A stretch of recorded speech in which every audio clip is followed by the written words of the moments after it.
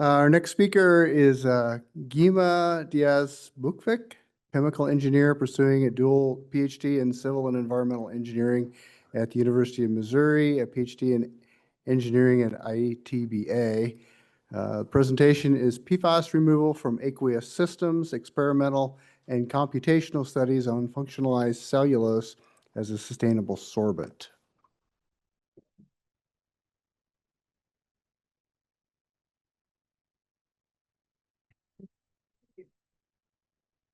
Okay. Hello, everyone. Thank you for the introduction. So my talk today is titled PFAS Removal from Aqueous Systems, and I will explain a little bit of the experimental and computational studies that we did using functionalized cellulose that was our adsorbent. So this is a quick overview of today's presentation. I'll start with a brief introduction, then I'll set up the goals that we pursued, and then explain a little bit of the experimental details and computational methodology that we followed. And by the end of the presentation, I will briefly explain the results and discussion we've got so far, and some of the conclusions that we got from that, and our future work. So as the sixth speaker of this PFAS section, I will be brief in the introduction of PFAS, but we all know that they are very challenging targets because of the amount of carbon fluoride bonds that they have that provide them with a great stability, and also they are ubiquitous, so that makes them very difficult to target. And they are of worldwide concern because of all the health issues that we spoke about before. In order to remove them from the systems, there are many strategies, and there are other strategies to treat them in water systems that include their destruction. In this case, since we are going to explain about adsorption processes, we are focusing on their removal from water. And basically, we chose adsorption because it's simple, it's cost-effective, it's very straightforward, and it's sustainable if the correct adsorbent is prepared. So basically, adsorption can be either physisorption or chemisorption or a combination of both, depending on the adherence that the contaminant has on the adsorbent that we prepare. In physisorption, we would have van der Waals interactions that are less strong than the ones established for chemisorption. And the efficiency is highly dependent on the physicochemical properties that our adsorbent has, as well as how well it interacts with the pollutants. So basically, the adsorbent chosen here was cellulose, and the reason to choose it was because it's a natural polysaccharide. It's the most abundant one in nature, and it has many hydroxyl groups, and that allows us to functionalize them because they are very reactive. So the goals in this work were basically to modify the cellulose. I will detail the reaction a bit later. But basically, we are introducing positive charge into the cellulose structure so that it interacts with the negatively charged PFAS. And basically, we want to assess the adsorbent that we prepared from an experimental point of view and from a computational point of view. And the target was to achieve safe drinking water concentrations that, as mentioned before, is by the EPA, it's 4 nanograms per liter. So basically, we conducted adsorption batch assays. We did the kinetics, and we did the equilibrium studies. And we basically removed the supernatants. We put the adsorbent in contact with a solution of the PFAS that we are studying. And we measured the supernatant after a certain amount of time. We filter that, and that is analyzed using UHPLC, mass spectrometry. A very important detail of this work is that we used the isotopes because we are targeting very low concentrations. We are in the PPT scale, and that means that since PFAS can be found everywhere and they are very ubiquitous, it's very hard to know if we have contamination from any other part of the lab. But since we have these isotopes, you make sure that what you are measuring is the exact amount from your experiment. Regarding the computational modeling methodology, basically, we are trying to solve the Schrödinger equation for the PFAS and for the material that we prepared. This equation gives us the electronic distribution of the molecule. This has not an exact solution for large molecules like the ones that we are treating, so we have to make some approximations. For this, you basically assume some things. For example, you assume that density is constant in space, that the electronic density is localized. That means that in the same region is constant, but if you go far away, it isn't. And with this, using the DFT, that is a density functional theory, we get to optimize the geometry of the PFAS that we are modeling, and also the adsorbent. With this, we are able to get some of the properties, the structure, the molecular orbitals, we get the electrostatic potentials, the vibrational frequencies, and also you could eventually get some reaction pathways. In our case in particular, we are optimizing the geometry of the two PFAS and of the adsorbent, and then we intend to prepare like a cluster that will be combining those two to calculate the energy of that binding. And with that, you can determine what type of interaction they're having.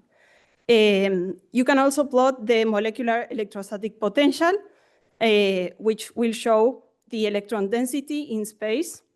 And you could also get the Gibbs energy in order to determine if the positioning that is proposed is actually feasible or not.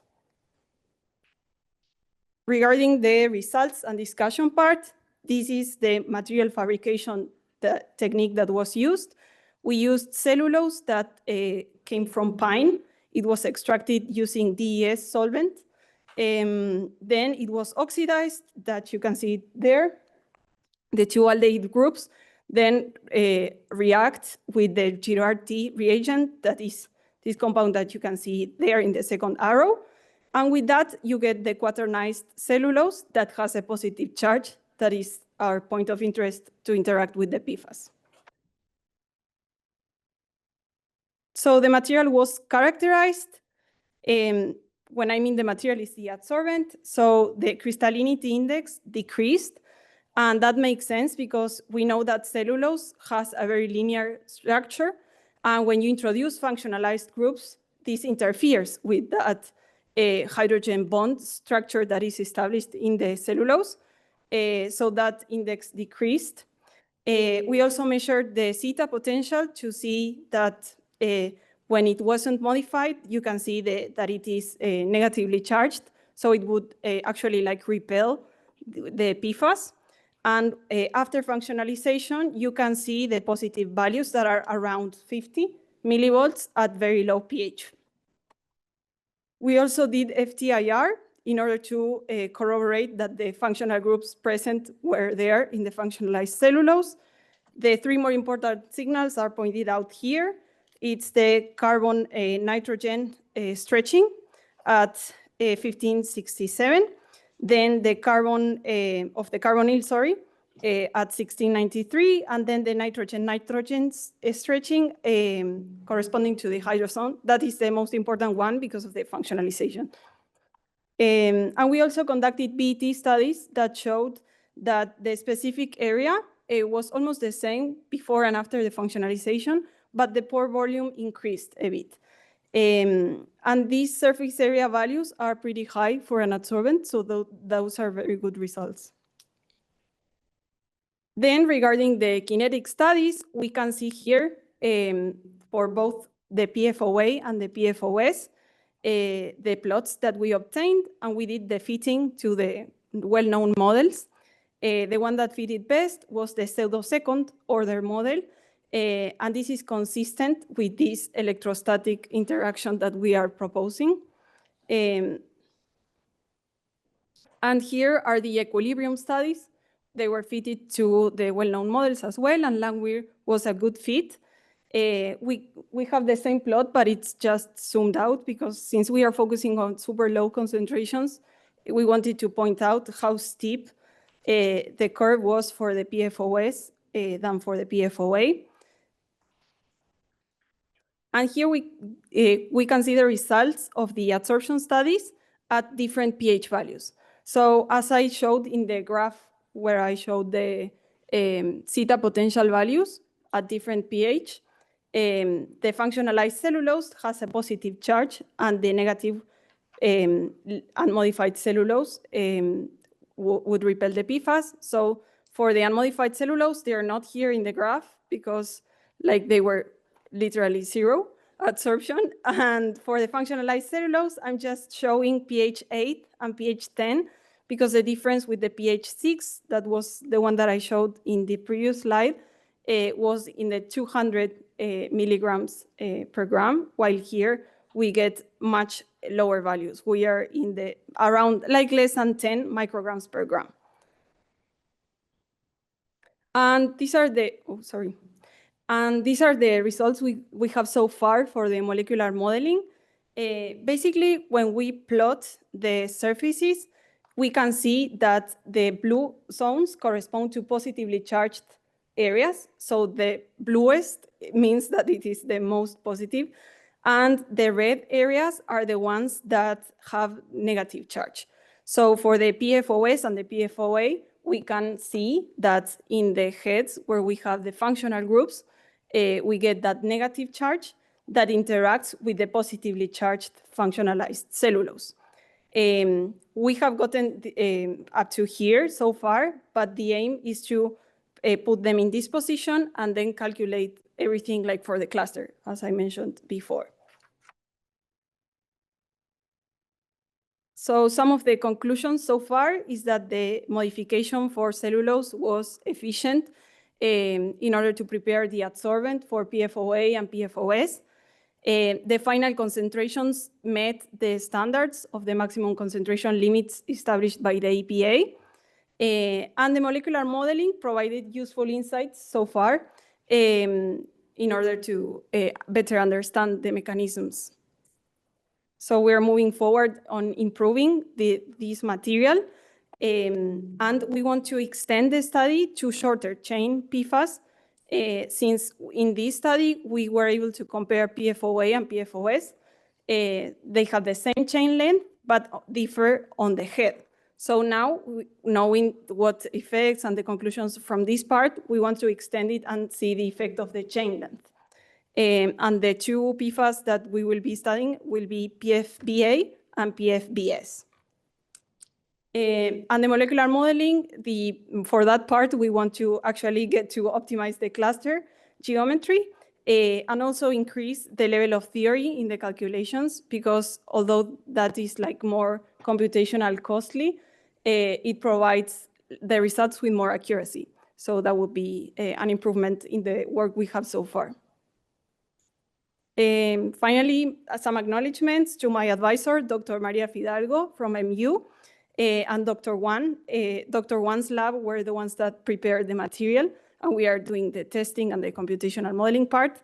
And a big thank you to the whole team as well. Thank you.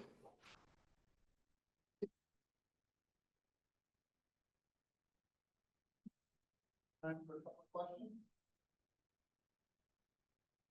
In terms of the sources of cellulose for sustainability purposes, do you see any potential of using waste cellulose from the pulp and paper industry, that kind of thing? Yeah, that would be a good plus to the work because it would make it even more sustainable.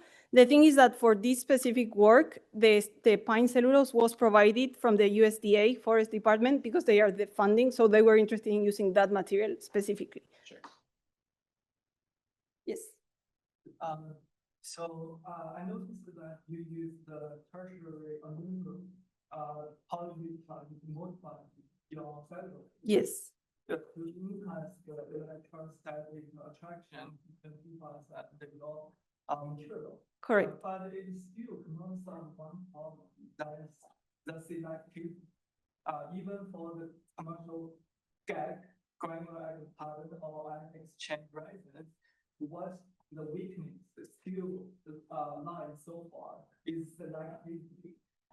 So when you only focus on the surface charge enhancement, and And if there are other many organic acids like a natural organic matter in the treated water system, they are often like 1,000 times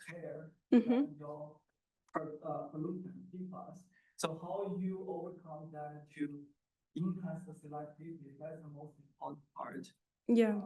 Yeah. So another modification that can be done to the cellulose is, besides that quaternarization on the part that I showed, fatty acids can be introduced, like on other hydroxyl groups, via ester bonds. So in that way, you would get a hydrophobic chain in the cellulose structure, and they might, like natural organic matter, might interact better with the fatty acids and would leave that electrostatic interaction for negatively charged contaminants like the PFAS. However, there are other negative ions that could compete with the PFAS, and that's like the challenge. So we have to do competitive studies as well. Thank you. Sure.